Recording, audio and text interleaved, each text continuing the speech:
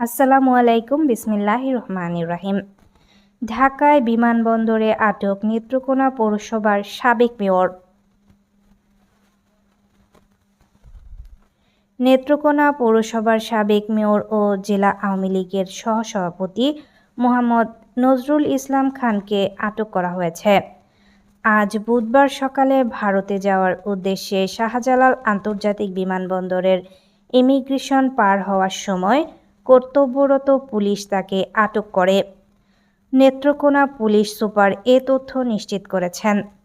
Police সূত্রে জানা গেছে, নজরুল ইসলাম খান দীর্ঘদিন ধরে হৃদরোগে আক্রান্ত। ইতিপূর্বে তার বাইপাস অস্ত্রোপচার করা হয়েছে। গত 5 আগস্টের রাজনৈতিক পট পরিবর্তনের পর তিনি আত্মগোপনে ছিলেন। আজ সকালে তিনি চিকিৎসার উদ্দেশ্যে বিমানে করে ভারতে যেতে চেয়েছিলেন। ইমিগ্রেশন পয়েন্ট পার হওয়ার আগেই কর্তব্যরত পুলিশ তাকে আটক করেন।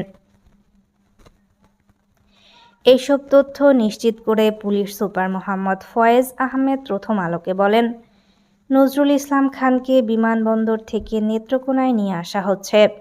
সম্প্রতি নেত্রকোনা মডেল থানায় দায়ের করা কয়েকটি মামলায় তাকে গ্রেফতার দেখানো হবে। নেত্রকোনা মডেল থানার সূত্রে জানা গেছে, নেত্রকোনা মডেল থানায় গত 19 আগস্ট থেকে 4 সেপ্টেম্বর পর্যন্ত আওয়ামী লীগ নেতাকর্মীদের বিরুদ্ধে মোট 9টি মামলা করা হয়েছে।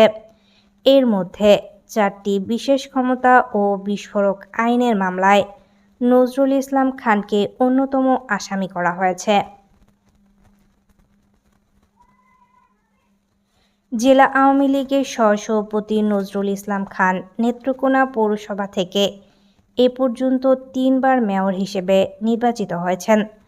তার ছেলে জামিউল ইসলাম খান জেলা আওয়ামী লীগের সাংগঠনিক সম্পাদক এবং জেলা যুবলীগের সাবেক যুগ্ম আহ্বায়ক।